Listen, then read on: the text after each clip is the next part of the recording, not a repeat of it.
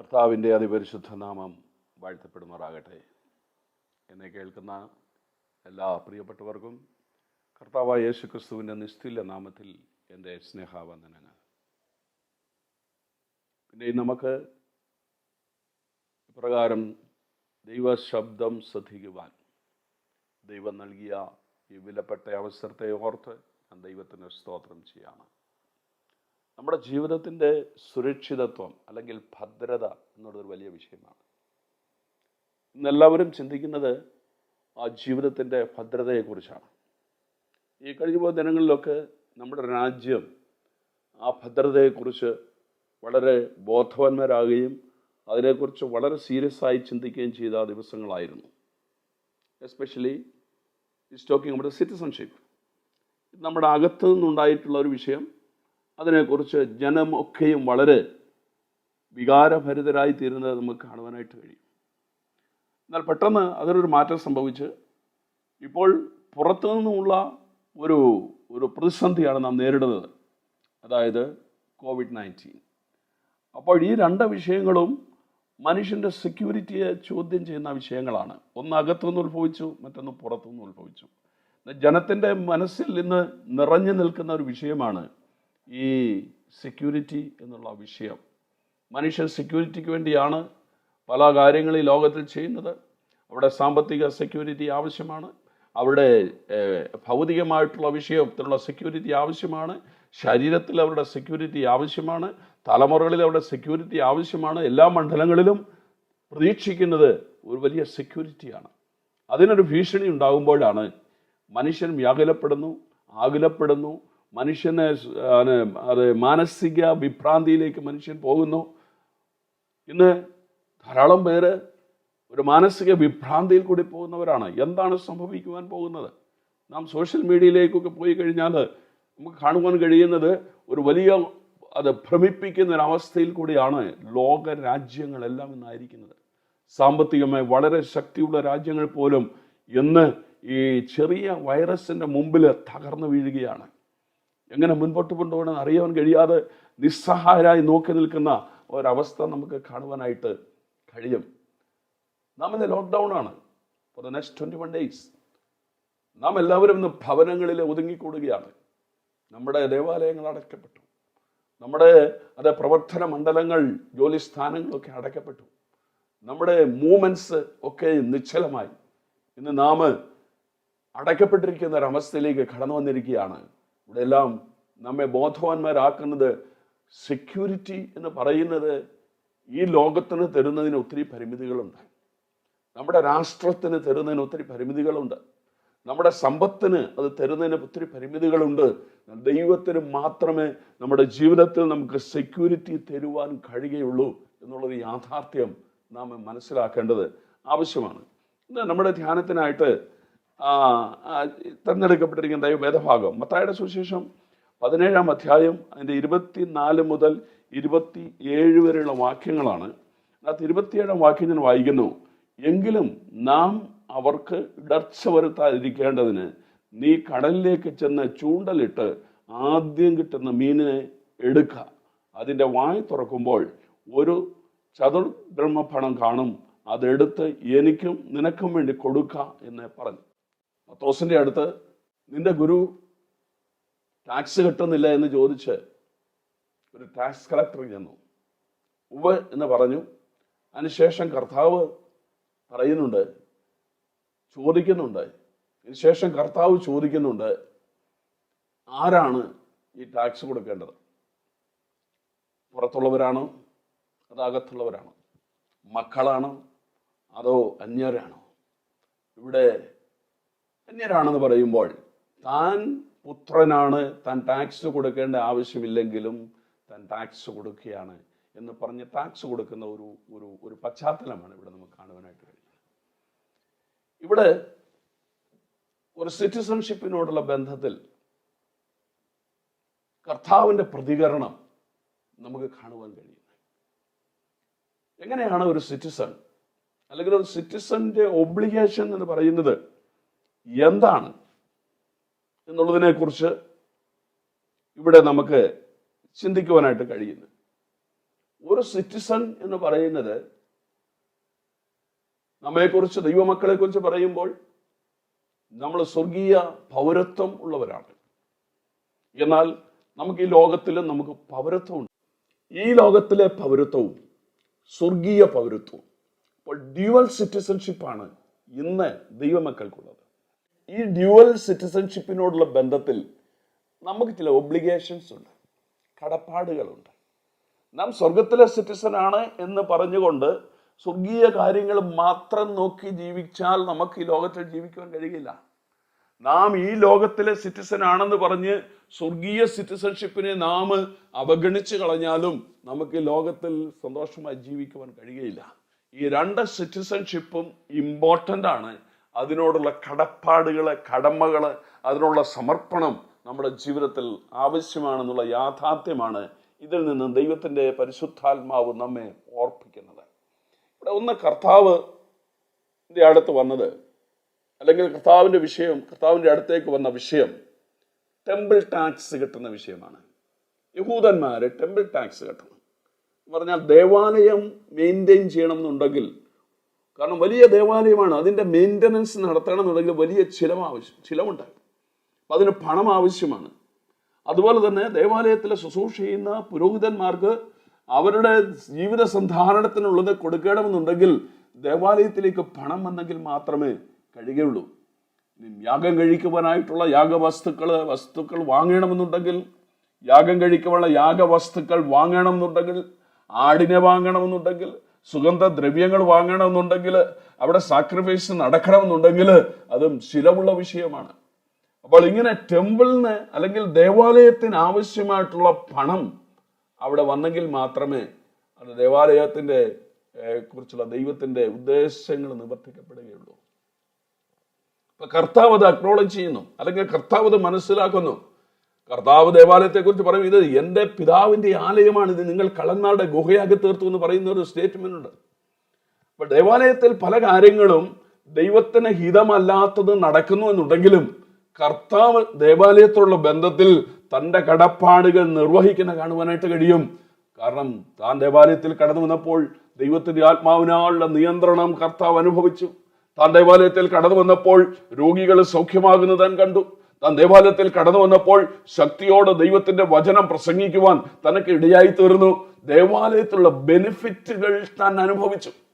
ദേവാലയത്തിലുള്ള ബെനിഫിറ്റുകൾ തന്നിലൂടെ മറ്റുള്ളവർക്ക് ഷെയർ ചെയ്യുവാനായിട്ട് ഇടയായി തീർന്നു. അതുകൊണ്ട് തന്നെ ദേവാലയത്തെ ഹോണർ ചെയ്യുന്നൊരവസ്ഥ ഇവിടെ കാണുവാനായിട്ട് കഴിയുകയാണ്. അപ്പോൾ ദൈവത്തിന്റെ ആലയം എന്ന് പറയുന്നത് ഹോണർ ചെയ്യണം ഒരു സ്വർഗീയ സിറ്റിസൺ എന്നുള്ള നിലയിൽ. ദൈവത്തെ സ്നേഹിക്കുന്നവർക്കാണ് അത് ചെയ്യുവാനായിട്ട് കഴിയുന്നത്. ദൈവസ്നേഹമില്ലാത്തവർക്ക് അത് ചെയ്യുവാൻ കഴിയുകയില്ല. അപ്പോൾ ദൈവം ആഗ്രഹിക്കുന്നത്, ഒന്നാമത്തെ കൽപ്പന എന്ന് പറയുന്നത് നിന്റെ ദൈവമായ യഹോവയെ നീ സ്നേഹിക്കണം പൂർണ്ണ ഹൃദയത്തോടും പൂർണ്ണാത്മാവോടും പൂർണ്ണ ശക്തിയോടും. അപ്പോൾ അതാണ് ആ സിറ്റിസൺഷിപ്പിന്, സ്വർഗീയ സിറ്റിസൺഷിപ്പ് നാം ലഭിച്ചിട്ടുണ്ടെങ്കിൽ ആ നമ്മുടെ ദൗത്യം എന്ന് പറയുന്നത് ഈ ലോകത്തിൽ സ്വർഗത്തിന്റെ ഭരണം സ്ഥാപിക്കുവാനായിട്ട് എന്തൊക്കെ ദൈവം പ്ലാൻ ചെയ്ത് ദൈവം ജനത്തെ ഉപയോഗിച്ച് ചെയ്യുന്നുവോ അതിനൊക്കെയും നാം ഒരു സപ്പോർട്ടീവായിട്ട് ഇരിക്കുവാനായിട്ടാണ് ദൈവം ആഗ്രഹിക്കുന്നത്. അതിനുവേണ്ടിയാണ് ഈ ലോകത്തിൽ ദൈവം നമ്മെ ആക്കി വെച്ചിരിക്കുന്നത്. നമ്മുടെ അറ്റൻഷൻ ഡൈവേർട്ട് ആകരുത്, നമ്മുടെ ഫോക്കസ് ഡൈവേർട്ട് ആകരുത്. അത് നമുക്ക് ദൈവം ഏൽപ്പിച്ചിരിക്കുന്ന ഒരു വിഷയമാണ്. അതുകൊണ്ടാണ് കർത്താവ് പറയുന്നത്, മുമ്പ് രാജ്യവും നീതിയും അന്വേഷിക്കുക എന്നുള്ളതാണ്. അപ്പോൾ ഒരു സിറ്റിസൺ എന്നുള്ള നിലയിലുള്ള ഒബ്ലിഗേഷൻ എന്ന് പറയുന്നത് ദൈവരാജ്യത്തിനു വേണ്ടി നമുക്ക് എന്തൊക്കെ ഈ ലോകത്തിൽ ചെയ്യുവാൻ കഴിയും അത് ചെയ്യുവാനുള്ള ഒരു കടപ്പാട് നാം ജീവിതത്തിൽ ഏറ്റെടുത്ത് അതിനുവേണ്ടി സാക്രിഫൈസ് ചെയ്ത് നമ്മുടെ കടപ്പാടുകൾ നിവർത്തിക്കണം എന്നുള്ളൊരു വിഷയമാണ് കർത്താവ് ഇവിടെ നമ്മെ പഠിപ്പിക്കുന്നത്. അപ്പോൾ കർത്താവ് ടെമ്പിൾ ടാക്സ് കൊടുക്കുന്നത് താൻ കൊടുക്കേണ്ട ആവശ്യമില്ലെങ്കിലും കർത്താവ് ഇത് കൊടുക്കുന്നതായിട്ട് കാണുവാൻ കഴിയും. ഇല്ല, പല എക്സ്ക്യൂസുകൾ വേണമെങ്കിൽ പറയുവാനുണ്ട്, പക്ഷേ കർത്താവ് ഒരു എക്സ്ക്യൂസ് ഒന്നും പറയുന്നില്ല. ഇടർച്ച ഉണ്ടാകാതിരിക്കുവാൻ ടാക്സ് കൊടുക്കുന്ന ഒരവസ്ഥ അവിടെ നമുക്ക് കാണുവാനായിട്ട് കഴിയുന്നുണ്ട്. ഒരു നല്ല മനുഷ്യനെ കർത്താവിന്റെ അടുത്ത് വന്നു, ഒരു റിച്ച് യങ് റൂളർ കർത്താവിന്റെ അടുത്ത് വന്നു, നല്ല ഗുരു, നിത്യജീവനെ പ്രാപിക്കുവാൻ ഞാൻ എന്ത് ചെയ്യണം എന്ന് ചോദിച്ചു. അപ്പൊ കർത്താവ് പറയുന്നുണ്ട്, ദൈവമായ യഹോവയെ പൂർണ്ണ ഹൃദയത്തോടും പൂർണ്ണ മനസ്സോടും പൂർണ്ണ ആത്മാവോടും കൂടി സ്നേഹിക്കണം. ഇത് കർത്താവ് പറയുന്നുണ്ട്. അവൻ പറയും, ഞാൻ ഇതൊക്കെ അനുസരിക്കുന്നവനാണ്, ഞാൻ നല്ല വഴിയിൽ പോകുന്നവനാണ്. കർത്താവിനെ സ്നേഹിക്കുന്നതായിട്ട് കാണുവാൻ കഴിയും. ഒരു മോറൽ പ്രിൻസിപ്പിൾ അവനിലുണ്ട്. അവനൊരു റിലീജിയസ് മാനാണ്, ഒരു ഭക്തിയുള്ള മനുഷ്യനായിട്ട് കർത്താവ് കാണുന്നുണ്ട്. പക്ഷെ ഒരു കുറ്റം അവനെ ചൂണ്ടിക്കാണിക്കുന്നുണ്ട്. അവന്റെ ഹൃദയം പണത്തിലായിരുന്നു, ഭൗതികത്തിലായിരുന്നു അവന്റെ വിഷയം. അവൻ പല നല്ല കാര്യങ്ങൾ ചെയ്യുന്നുണ്ടെങ്കിലും ദൈവത്തെക്കാൾ അധികമായിട്ട്, ദൈവത്തിന്റെ പദ്ധതികളെക്കാൾ അധികമായിട്ട്, ദൈവരാജ്യത്തെക്കാൾ അധികമായിട്ട് മറ്റ് പലതിനെയും സ്നേഹിക്കുന്ന ഒരവസ്ഥ അവിടെ കാണുവാനായിട്ട് കഴിയും. അപ്പോൾ ദൈവ വിഷയമായിട്ടൊരു സമ്പത്ത് തനിക്കുണ്ടാക്കാൻ കഴിഞ്ഞില്ല. ലോകത്തിൽ താൻ നേടിയ സമ്പത്തുകളുണ്ട്. ചിലപ്പോൾ നമുക്ക് സമ്പത്തുകൾ വളരെയധികം വർദ്ധിച്ചു വന്നു എന്ന് വന്നേക്കാം. അപ്പോൾ നാം പറയും, ദൈവം എനിക്ക് തന്നു, ദൈവം എന്നെ അനുഗ്രഹിച്ചു എന്നൊക്കെ പറയും. എന്നാൽ അതിനകത്ത് നമ്മുടെ സെക്യൂരിറ്റി എന്ന് പറയുന്ന ഒരു ഫോൾസ് സെക്യൂരിറ്റിയാണ്. ഒരു ഫോൾസ് സെക്യൂരിറ്റി ഇന്ന് പലരും കാണുന്ന ഈ ഫോൾസ് സെക്യൂരിറ്റിയിലാണ്. എന്താണ് ഫോൾസ് സെക്യൂരിറ്റി? നമ്മുടെ പണത്തിലാണ് സെക്യൂരിറ്റി നാം കാണുന്നത്. ഫോൾസ് സെക്യൂരിറ്റി ഇന്ന് നമുക്ക് വളരെ വ്യക്തമായിട്ട് അറിയാം. പണത്തിൽ സെക്യൂരിറ്റി കണ്ടവരുടെ സെക്യൂരിറ്റി വളരെ ഫോൾസ് ആണ്. മക്കളിൽ സെക്യൂരിറ്റി കാണുന്നവരുണ്ട്, ഫോൾസ് സെക്യൂരിറ്റിയോടെ കാണുവാനായിട്ട് കഴിയും. നമ്മുടെ ജോലിയിൽ സെക്യൂരിറ്റി കാണുന്നവരുണ്ട്, ഫോൾസ് സെക്യൂരിറ്റി കാണുവാൻ കഴിയും. നമ്മുടെ ആരോഗ്യത്തിൽ അത് നാം സെക്യൂരിറ്റി കാണുന്നവരുണ്ട്. ഇതൊക്കെ ഫോൾസ് സെക്യൂരിറ്റിയാണ്. ഏത് സമയത്തും എന്തും സംഭവിക്കാവുന്ന ഒരു സാഹചര്യത്തിലാണ് നാം ആയിരിക്കുന്നത്. നാം സെക്യൂരിറ്റി കാണേണ്ടത് നമ്മുടെ സിറ്റിസൺഷിപ്പ് അത് ഉയരങ്ങളിലാണ്. അതുകൊണ്ട് ആ സിറ്റിസൺഷിപ്പുമായിട്ട് ബന്ധപ്പെട്ട് ഈ ലോകത്തിൽ നമ്മുടെ ജീവിതം ഫോക്കസ് ചെയ്യുവാനായിട്ട് ഇടയായിത്തീരണം. അതുകൊണ്ട് ദൈവവിഷയമായിട്ട് സമ്പന്നരായി തീരുവാൻ ഇടയായിത്തീരുമ്പോഴാണ് നമ്മുടെ ആ ഹെവൻലി സിറ്റിസൺഷിപ്പിനോടുള്ള ബന്ധത്തിൽ നമ്മുടെ കടപ്പാടുകൾ നിർവഹിക്കുവാൻ ഇടയായിത്തീരുന്നത്. അപ്പോൾ സ്വർഗീയ ഗവൺമെന്റ് ഈ ഭൂമിയിൽ കൊണ്ടുവരുവാനായിട്ട്, ഈ ഭൂമിയിൽ എന്തൊക്കെ വിഷയങ്ങൾ ചെയ്യുന്നോ അതിനൊക്കെയും നാം ഒരു സപ്പോർട്ടീവായിരിക്കുവാനായിട്ടാണ് ദൈവം ആഗ്രഹിക്കുന്നത്. That is our obligation in this world. അത് നമ്മുടെ കടപ്പാടാണ്. അത് നമുക്ക് ചെയ്യുവാനായിട്ട് നമുക്ക് സാധിക്കണം. നാം പരിശോധിക്കണം, കഴിഞ്ഞ നാളിൽ അത് ചെയ്യുവാൻ കഴിഞ്ഞിട്ടുണ്ടോ? അത് നാം ഈ ലോകത്തിലെ സിറ്റിസൺഷിപ്പിൽ മാത്രം ഫോക്കസ് ചെയ്ത് പോയവരാണോ? ഇവിടെ കർത്താവ് ആഗ്രഹിക്കുന്നത് ഒന്നാമത്തെ വിഷയം ഈ സ്വർഗീയമായ വിഷയങ്ങളിൽ നാം സമ്പന്നരായി തീരുവാനുള്ളതാണ്. മറ്റൊന്ന് കർത്താവ് ഇവിടെ നമ്മെ ഓർപ്പിച്ചുണർത്തുന്നത് അടുത്ത ഒരു കോണ്ടെക്സ്റ്റിൽ നാം വായിക്കുന്നുണ്ട്. മർക്കോസ് സുവിശേഷം 12-ാം അധ്യായത്തിന്റെ 13 വാക്യം വായിക്കുന്നുണ്ട്. അവിടെ വായിക്കുന്നത്, കൈസർക്ക് കരം കൊടുക്കുന്നത് വിഹിതമാണോ? ഇവിടെ സാധുക്യരും പരീശന്മാരും രണ്ടുപേരും കൂടെ ചേർന്നവരല്ലെങ്കിൽ ഒത്തുചേർന്ന് കർത്താവിനെ പരീക്ഷിക്കുവാൻ കടന്നു വന്നാണ്. കർത്താവ് പറഞ്ഞു, ഒരു ഒരു ഒരു കാശ് കൊണ്ടുവരാൻ പറഞ്ഞു. അതിൽ ആരുടെ മുദ്രയാണുള്ളത്? കൈസറുടെ മുദ്രയാണെന്ന് പറഞ്ഞു. അപ്പോൾ കർത്താവ് പറയുന്നത്, കൈസർക്കുള്ളത് കൈസർക്കാണ്, ദൈവത്തിനുള്ളത് ദൈവത്തിനാണ്. അപ്പോൾ ദൈവത്തിൻ്റെ മുദ്ര ഉള്ളവർ നമ്മളാണ്, ഇമേജ് ബിയറേഴ്സ് ഓഫ് ഗാഡ്. അപ്പം നാം ദൈവത്തിനുള്ളവരാണ്. എന്നാൽ കൈസറുടെ മുദ്രയുള്ള ഈ പണം ഇത് കൈസർക്കുള്ളതാണ്. അപ്പോൾ കൈസർക്കുള്ളത് കൈസർക്കാണ് എന്ന് പറഞ്ഞാൽ റോമ ഗവൺമെന്റിന് നീ ടാക്സ് കൊടുക്കണം. റോമ ഗവൺമെന്റിന് കൊടുക്കേണ്ടത് നീ കൊടുക്കണം. ഇവിടെ യൂതന്മാർ 20 വയസ്സിന് മുകളിലുള്ളവരൊക്കെ ടാക്സ് പേ ചെയ്യണം, ടെമ്പിൾ ടാക്സ്. എന്നാൽ ഒരു റോമൻ സിറ്റിസൺ അല്ലെങ്കിൽ റോമ ഗവൺമെന്റിന് കൊടുക്കേണ്ട ടാക്സ് എന്ന് പറയുന്നത് 12 വയസ്സിന് മുതൽ 65 വയസ്സ് വരെ ഉള്ളവരെ ടാക്സ് കിട്ടണം. അപ്പോൾ ഇത് കൈസർക്കുള്ളതാണ്, അത് കൊടുത്തേ മതിയാകുകയുള്ളൂ. അത് ഒരു ദിവസത്തെ ഒരു ശമ്പളമാണ്. അപ്പോൾ ഇത് കൊടുത്തേ മതിയാകുകയുള്ളൂ, അത് കൊടുക്കണമെന്നാണ് കർത്താവ് പഠിപ്പിക്കുന്നത്. അപ്പോൾ നമുക്ക് ഗവൺമെന്റിനോടുള്ള ആ ഉത്തരവാദിത്വം വലുതാണ്. ഈ ലോകത്തിലെ സിറ്റിസൺ ആയിരിക്കുന്നിടത്തോളം കാലം ഗവൺമെന്റിനോട് നമുക്ക് ഒരു ഉത്തരവാദിത്വമുണ്ട്. അത് അപ്പോസ്തലന്മാരൊക്കെ നമ്മെ പഠിപ്പിക്കുന്നുണ്ട്. തീത്തോസിന്റെ ലേഖനത്തെ വായിക്കുന്നുണ്ട്. അധികാരികൾക്കും അത് ന്യായാധിപന്മാർക്കൊക്കെ കീഴ്പ്പെട്ടിരിക്കുവാനായിട്ട് നാം പഠിക്കുന്നുണ്ട്. അപ്പോൾ സബ്മിഷൻ ഇമ്പോർട്ടൻ്റാണ്. അതുപോലെ സപ്പോർട്ട് ചെയ്യണം. കാരണം ഗവൺമെൻറ് നമുക്ക് ഒത്തിരി ഫെസിലിറ്റീസ് തരുന്നുണ്ട്. ഗവൺമെൻറ് നിയമം കയ്യിലെടുത്ത് ഗവൺമെൻറ് നിയമപ്രകാരം ജനത്തെ നയിക്കുന്നുണ്ട്. ഓർഡർ ഇൻ ദ സൊസൈറ്റി, ഒരു ഓർഡർലി റിലേഷൻഷിപ്പ് കീപ്പ് ചെയ്യുവാനിടയായി തീരുന്നത്. അപ്പോൾ ഗവൺമെൻറ് നമുക്ക് വേണ്ടി നിൽക്കുന്ന ഗവൺമെൻറ്റാണ്. മനുഷ്യൻ്റെ അല്ലെങ്കിൽ സിറ്റിസൺസിൻ്റെ വെൽഫെയറിന് വേണ്ടി ഗവൺമെൻറ് നിൽക്കുകയാണ്. അപ്പോൾ ആ സിറ്റിസൺസിൻ്റെ വെൽഫെയർ വളരെ പ്രാധാന്യം അറിയിക്കുന്ന വിഷയമാകൊണ്ട് ഗവൺമെൻറ്റിന് സബ്മിറ്റ് ചെയ്യുവാൻ നാം ഗവൺമെൻറ്റിന് സബ്മിറ്റ് ചെയ്യുവാനായിട്ട് ഇടയായിത്തീരണം. ഗവൺമെൻറ്റിനെ സപ്പോർട്ട് ചെയ്യുവാനായിട്ട് നമ്മുടെ ജീവിതത്തിൽ നമുക്കിടയായിത്തീരണം. ഗവൺമെൻറ്റിൻ്റെ പ്രോഗ്രാംസ്, ഗവൺമെൻറ്റിൻ്റെ പല പല പല പദ്ധതികൾ നാം സപ്പോർട്ട് ചെയ്യുവാനായിട്ട് അത് ഇടയായിത്തീരണം. തന്നെയും വല്ല വളരെ സെൻസിറ്റീവ് ആയിരിക്കണം. കാരണം ദൈവത്തിൻ്റെ വചനം പറയുന്നു, ശ്രേഷ്ഠാധികാരങ്ങൾ ദൈവത്താൽ അല്ലാതെ ഒരു അധികാരവുമില്ല. All governmental authorities are appointed by God and approved by God. ദൈവത്താൽ സ്ഥാപിതമായതാണ് സെക്കുലർ ഗവൺമെന്റ്. അത് ഡെമോക്രാറ്റിക് ഗവൺമെന്റ് ആയാലും ഡിക്റ്റേറ്റർഷിപ്പ് ആയാലും ദൈവത്താൽ അപ്പോയിന്റ് ചെയ്യപ്പെട്ടിരിക്കുന്നതാണ്. ചിലപ്പോൾ ഈവിളായിട്ടുള്ള അല്ലെങ്കിൽ നമുക്ക് ഇഷ്ടമില്ലാത്ത പല കാര്യങ്ങൾ ചെയ്യുന്നുണ്ടായിരിക്കാം.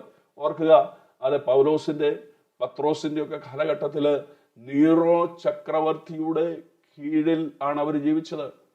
ഇവർക്കെതിരായിട്ട് സ്ട്രോങ് ആയിട്ട് പ്രവർത്തിക്കുന്ന നീറോയുടെ വാള് അവരുടെ മുകളിൽ തൂങ്ങിക്കിടക്കുന്ന അവസ്ഥയിൽ, ക്രിസ്ത്യാനികളെ പീഡിപ്പിക്കുന്ന ആ ഒരു അവസ്ഥയിലും അവിടെ പറയുന്നുണ്ട്, അധികാരങ്ങൾക്ക് നിങ്ങൾ കീഴ്പ്പെട്ടിരിക്കണം, അവർക്ക് കൊടുക്കേണ്ട ടാക്സ് നിങ്ങൾ കൊടുക്കണം. അവരെ ദൈവമാണ് അപ്പോയിന്റ് ചെയ്തിരിക്കുന്നത്. എന്തിനു വേണ്ടിയാണ്? നമ്മുടെ നന്മയ്ക്ക് വേണ്ടി ദൈവം അവരെ അപ്പോയിന്റ് ചെയ്തിരിക്കുന്നു. ഏത് സാഹചര്യങ്ങളിലും എല്ലാം നന്മയ്ക്കായിട്ട് കൂടി വ്യാപരിപ്പിക്കുവാൻ കഴിവുള്ള ഒരു ദൈവത്തെയാണ് നാം സേവിക്കുന്നത്. നാം ദോഷമായിട്ട് ചിലപ്പോൾ ചിന്തിച്ചേക്കാം, പക്ഷേ അവിടെ നന്മ തരുവാൻ ദൈവം മതിയായവനാണ്. ദൈവത്തിന്റെ പ്രമാണം അനുസരിച്ച്, ദൈവത്തിന്റെ അത് പ്രിൻസിപ്പിൾ അനുസരിച്ച് നാം മുൻപോട്ട് പോകുമെന്നുണ്ടെങ്കിൽ, ഇവിടെയാണ് കർത്താവ് പറഞ്ഞ കൽപ്പനയുടെ രണ്ടാമത്തെ വിഷയം, നിന്നെ പോലെ നിന്റെ അയൽക്കാരനെയും സ്നേഹിക്കാണ്. നല്ല ശമരിയക്കാരന്റെ ആ ഒരു കഥ നമുക്കറിയാം. നല്ല ശമരിയക്കാരന് അവൻ ഈ മുറിവേറ്റ് കിടക്കുന്ന മനുഷ്യനുമായിട്ട് യാതൊരു ബന്ധമുള്ളവനല്ല. പക്ഷെ അവൻ കണ്ടു കഴിഞ്ഞപ്പോൾ അവന്റെ സമയം അതിനുവേണ്ടി കൊടുക്കുവാനിടയായിത്തീർന്നു. മറ്റെന്തിനോ പോകുന്ന മനുഷ്യനാണ്, പക്ഷേ അവന്റെ സമയം, മുറിവേറ്റ് കിടക്കുന്ന അർത്ഥപ്രാണനായി കിടക്കുന്ന ഒരു മനുഷ്യന് വേണ്ടി അവന്റെ സമയം ചിലവഴിക്കുവാനായിട്ട് ഇടയായിത്തീർന്ന് കാണുവാൻ കഴിയും. അവന് മറ്റു പല പദ്ധതികളുണ്ട്, അവന്റെ സമയം മറ്റു പലതിനും ചിലവഴിക്കേണ്ടതാണ്. എന്നാൽ വീണ് കിടക്കുന്ന, മുറിവേറ്റ് കിടക്കുന്ന, തകർന്നു കിടക്കുന്ന ഒരു മനുഷ്യന് വേണ്ടി അവനെ സ്നേഹിച്ച് അവന് വേണ്ടി സമയം ചിലവഴിക്കുന്ന കാണുവാനായിട്ട് കഴിയും. തന്നെയുമല്ല, ആ മനുഷ്യന് വേണ്ടി തന്റെ റിസോഴ്സുകളൊക്കെയും കൊടുക്കുന്ന കാണുവാനായിട്ട് കഴിയും. ആ മനുഷ്യന് വേണ്ടി അത് ഒരു സഫറിങ് ഏറ്റെടുക്കുവാനായിട്ട് ഇടയായിത്തീർന്നു. അവനോടൊപ്പം സഫർ ചെയ്യുന്നൊരവസ്ഥ, അവനെ കെയർ ചെയ്യുന്നു, അവനെ മുറിവുകളൊക്കെ വെച്ച് കെട്ടുന്നു, അവന്റെ ക്യൂറിങ്ങിന് വേണ്ടി അല്ലെങ്കിൽ അവന്റെ ഹീലിങ്ങിന് വേണ്ടിയുള്ള കാര്യങ്ങൾ അവിടെ ചെയ്യുന്നതായിട്ട് കാണുവാനായിട്ട് കഴിയും. അതുപോലെ തന്നെ അവന് വേണ്ട ഒരു കംഫർട്ട് സോൺ ഒരുക്കി കൊടുക്കുന്നതായിട്ട് കാണുവാനായിട്ട് കഴിയും. നല്ല മനസ്സ്. ആരാണ് നിന്റെ അയൽവക്കക്കാരൻ എന്ന് ചോദിച്ചപ്പോൾ കർത്താവ് പറഞ്ഞാണ് ഈ കഥ. അപ്പോൾ നമ്മുടെ നെയ്ബർ എന്ന് പറയുന്നത് അവന്റെ സന്തോഷം, അവന്റെ സമാധാനം, അവന്റെ ഹീലിംഗ്, അവന്റെ കംഫർട്ട് ഒക്കെ നമ്മുടെ ജീവിതത്തിൽ ഇമ്പോർട്ടൻ്റ് ആണ്. ഇവിടെ രണ്ടുപേരെ മൈൻഡ് ചെയ്യാതെ പോയവരുണ്ട്. ഒരാള് വളരെ റിച്വലിസ്റ്റിക് ആണ്, പുരോഹിതൻ, അവന് അതാണ് ഇമ്പോർട്ടൻ്റ്. ഇവിടെ വീണ് കിടക്കുന്ന മനുഷ്യരുടെ ഇമ്പോർട്ടൻ്റ്. മറ്റൊരുവന് അവന്റെ റൂൾസ് ആൻഡ് റെഗുലേഷനുമാണ്, ലേവ്യൻ, അവന് വീണ് കിടക്കണമല്ല ഇമ്പോർട്ടൻ്റ്. ഇപ്പോഴത്തെ കോൺടെക്സ്റ്റ് നാം തിരിച്ചറിയണം. ഇപ്പോൾ നമ്മുടെ ആരാധന, നമ്മുടെ പ്രമാണങ്ങള്, ഇതിനേക്കാളൊക്കെ അപ്പുറത്തായിട്ട് നാം മനസ്സിലാക്കേണ്ടത് വീട് കിടക്കുന്ന ജനത്തിന്റെ വിടുതലാണ്, അവരുടെ സൗഖ്യമാണ്. അതിനുവേണ്ടി എന്തൊക്കെയാണ് നാം ചെയ്യേണ്ടത് എന്ന് നാം ചെയ്യണം. ഇപ്പോൾ ഗവൺമെന്റ് പറയുന്നത് നാം അവന്റെ അടുത്ത് പോകരുതെന്നാണ്. നാം അടച്ച് വീട്ടിലിരിക്കണം. കാരണം അവന്റെ നന്മയ്ക്കും നമ്മുടെ നന്മയ്ക്കും വേണ്ടിയാണ്. അടച്ച് വീട്ടിലിരിക്കണം. ഇപ്പോഴാണ് നമ്മൾ ചിന്തിക്കും, അയ്യോ ആരാധനയെല്ലാം ക്ലോസ് ആയി പോയല്ലോ, അല്ലെങ്കിൽ കൂട്ടായ്മകളില്ലാതെ പോയല്ലോ. അതിനേക്കാൾ ഇമ്പോർട്ടൻ്റ് ആണ് ഇവിടെ നമ്മളെ വിളിച്ചറിയിക്കുന്ന അല്ലെങ്കിൽ നമുക്ക് മുമ്പിൽ വെളിപ്പെടുത്തി തരുന്ന ആ ഒരു വെളിപ്പാടെന്ന് പറയുന്നത്, വീണ് കിടക്കുന്നവന്റെ അസുഖം അല്ലെങ്കിൽ വീണ് കിടക്കുന്ന മുറിവ്, അവന്റെ മുറിവ് അവൻ അറ്റാക്ക് ചെയ്യപ്പെട്ട് കിടക്കുകയാണ്. അപ്പോഴവനെ സംരക്ഷിക്കുവാൻ, അവനെ ക്യൂർ ചെയ്യുവാൻ, അവന് കംഫർട്ട് കൊടുക്കുവാനായിട്ട്, അവന്റെ കെയർ ചെയ്യുവാനായിട്ടുള്ള ഒരു വലിയ മനസ്സ് നമുക്കുണ്ടെങ്കിൽ മാത്രമേ നമ്മെ പോലെ നമ്മുടെ അയൽക്കാരനെ സ്നേഹിക്കുന്നു എന്ന് നമുക്ക് പറയുവാനായിട്ട് കഴിയുകയുള്ളൂ. ദൈവം നമ്മെ ദൈവത്തിന്റെ രൂപത്തിലും സാദൃശ്യത്തിലും സൃഷ്ടിച്ചിരിക്കുമ്പോൾ we are the image bearers of God. ഒരു കോയിന്റെ പുറത്തുള്ള ഇമേജ് പോലെ നമ്മുടെ മേലൊരു ഇമേജ് ഉണ്ട്. ദൈവം നമുക്ക് നൽകിയ ഒരു ഇമേജാണ്. We are the image bearers. ആ ഇമേജ് നമ്മിൽ ഉണ്ടെങ്കിൽ നമുക്ക് ഉത്തരവാദിത്തമുണ്ട്, റെസ്പോൺസിബിലിറ്റീസ്. ഈ ലോകത്തിൽ ജീവിക്കുമ്പോൾ നമുക്ക് ഹ്യൂമൻ റെസ്പോൺസിബിലിറ്റീസ് ഉണ്ട്. ആ ഉത്തരവാദിത്തങ്ങൾ നാം ചെയ്യണം. അതിനുവേണ്ടി നാം റിലേഷൻഷിപ്പ് വളരെ നന്നായിട്ട് മെയിൻറ്റെയിൻ ചെയ്യണം. ഈ ഇമേജിനകത്ത് 4 കൂട്ടം കാര്യങ്ങൾ നമുക്കറിയാം, നാം പലപ്പോഴും ധ്യാനിക്കുന്നതാണ്. ഇമേജിനകത്ത് 4 കൂട്ടം കാര്യങ്ങളാണ്. 1 നമ്മുടെ റിലേഷൻഷിപ്പ്, 2 നമ്മുടെ റെസ്പോൺസിബിലിറ്റി, 3 നമ്മുടെ റിലീജിയോസിറ്റി, 4 നമ്മുടെ റീസണിങ്. ഇതെല്ലാം ഈ ഇമേജിനകത്ത് ഉൾപ്പെടുത്തിയിരിക്കുന്നതാണ്. ഇത് നമ്മൾ പ്രോപ്പറായിട്ട് ഉപയോഗിച്ച് ഇപ്പോൾ നേരിടുന്ന ക്രൈസിസുകളെ അതിജീവിക്കുവാൻ നമുക്കിടയായി തീരണം. നമുക്ക് ജ്ഞാനം ഉപയോഗിക്കണം. ബന്ധങ്ങൾ അത് കീപ്പ് ചെയ്യുന്നത്, ബന്ധങ്ങൾ നാം കീപ്പ് ചെയ്യണം. അതുപോലെ തന്നെ അത് ആത്മീയത നാം കീപ്പ് ചെയ്യണം. എല്ലാം ദൈവവുമായിട്ടുള്ള ബന്ധവും ഈ മനുഷ്യവർഗവുമായിട്ടുള്ള മനുഷ്യവർഗവുമായിട്ടുള്ള ആ റിലേഷൻഷിപ്പുമായിട്ടുള്ള ഒരു വിഷയമാണ് ഈ പറയുന്ന ഇമേജ് എന്ന് പറയുന്നത്, അല്ലെങ്കിൽ രൂപസാദൃശ്യം എന്ന് പറയുന്നത്. We have the imprint of the image of God. അത് ലോകത്തിലായിരിക്കുമ്പോൾ നമ്മുടെ ജീവിതത്തിൽ പ്രദർശിപ്പിക്കുവാനായിട്ട് ഇടയായി തീരുമ്പോഴാണ് നാം ഒരു സിറ്റിസൺ എന്നുള്ള നിലയിൽ ഈ ലോകത്തിൽ സക്സസ്ഫുൾ ആയിട്ട് നമുക്ക് മുന്നേറുവാനായിട്ട് കഴിയുന്നത്. അപ്പോൾ ഒരു സിറ്റിസൺ സബ്മിസീവ് ആയിരിക്കണം, ഒരു സിറ്റിസൺ സപ്പോർട്ടീവ് ആയിരിക്കണം, ഒരു സിറ്റിസൺ അത് സെൻസിറ്റീവ് ആയിരിക്കണം. എല്ലാ അധികാരങ്ങളും ദൈവത്താൽ വരുന്നു, ദൈവം അപ്പോയിന്റ് ചെയ്യുന്നു. അതുകൊണ്ട് ദൈവം അപ്പോയിന്റ് ചെയ്ത അധികാരത്തിന് കീഴ്പ്പെടുമ്പോൾ ദൈവത്തിന് കീഴ്പ്പെടുകയാണ് എന്നുള്ളത് മനസ്സിലാക്കി അധികാരത്തിന് കീഴ്പ്പെട്ടു പോകുവാൻ നമ്മുടെ ജീവിതത്തിൽ നമുക്ക് ഇടയായി തീരണം. കർത്താവിനെന്ന പോലെയാണ് ആ കീഴ്പ്പെടൽ. അപ്പോൾ ദൈവത്തിന്റെ പദ്ധതി പ്രകാരം, ദൈവത്തിന്റെ പ്ലാന്, ദൈവത്തിന്റെ നിയമപ്രകാരം നമുക്ക് കീഴ്പ്പെട്ടു പോകാനായിട്ട് ഇടയായി തീരുമ്പോഴാണ് നമ്മുടെ ആ ഒബ്ലിഗേഷൻസ് നാം അത് പ്രോപ്പറായിട്ട് ചെയ്യുവാനായിട്ട് ഇടയായി തീരുന്നത്. 3ാമത്തെ വിഷയം ഈ ഭാഗത്തുനിന്നും ദൈവത്തിന്റെ ആത്മാവ് നമ്മെ ഓർപ്പിക്കാൻ ആഗ്രഹിക്കുന്നത്, നമുക്ക് ഈ ലോകത്തിലെ സിറ്റിസൺഷിപ്പ് ഉണ്ട്, നമുക്ക് സ്വർഗത്തിലെ സിറ്റിസൺഷിപ്പ് ഉണ്ട്. നമ്മുടെ മേൽ ദൈവത്തിന്റെ പരിശുദ്ധാത്മാവിനാൽ മുദ്രയിട്ടിട്ടുണ്ട്. പരിശുദ്ധാത്മാവിന് indwelling presence of God is there in us. പരിശുദ്ധാത്മാവിനാൽ മുദ്രയിടപ്പെട്ടിട്ടുണ്ട്. നമുക്കൊരു ഇൻഹെറിറ്റൻസ് ദൈവം തന്നിട്ടുണ്ട്. ദൈവം നമ്മൾ ആഗ്രഹിക്കുന്നത് ദൈവത്തിന്റെ പരമ അധികാരത്തിന് നാം കീഴ്പ്പെട്ടിരിക്കണം എന്നുള്ളതാണ്. ദൈവമോ തനിക്ക് ഇഷ്ടമുള്ളതൊക്കെയും ചെയ്യുന്നു. ഭൂമിയും അതിന്റെ പൂർണ്ണതയും യഹോവയ്ക്കുള്ളതാണ്. സകലതും യഹോവയുടെയാണ്. He is the owner of all the creation.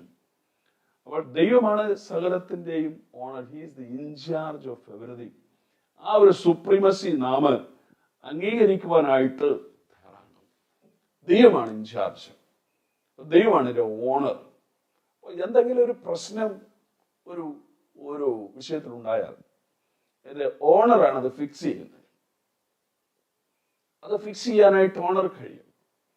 അപ്പോൾ എവിടെയെങ്കിലും if something is going wrong, the owner is there to make it correct. അത് റിപ്പയർ ചെയ്യുവാൻ അല്ലെങ്കിൽ അത് കറക്റ്റായിട്ട് കൊണ്ടുവരുവാൻ കഴിയുന്ന ഒരു ഓണറാണ് നമ്മുടെ owner. So we have to acknowledge the supremacy of God. അപ്പോൾ ദൈവത്തിന്റെ പരമാധികാരം ഉപയോഗിച്ച് ദൈവം പല കാര്യങ്ങൾ ചെയ്യുമ്പോൾ ദൈവത്തിന് അതിനകത്തൊരു പർപ്പസ് ഉണ്ട്. It's A sovereign purpose. എന്താണ് ദൈവം ഇങ്ങനെ ചെയ്യുന്നത് നമുക്ക് ചോദിക്കാൻ അവകാശമില്ല. Because God is sovereign and He is the owner. He has the right to do anything anytime. പല സന്ദർഭങ്ങളിൽ നാം നമ്മുടെ റൈറ്റിന് വേണ്ടി വാദിക്കുകയാണ്, നമ്മുടെ റൈറ്റിന് വേണ്ടി, നമ്മുടെ അവകാശത്തിന് വേണ്ടി വാദിക്കുകയാണ്. പലപ്പോഴും നാം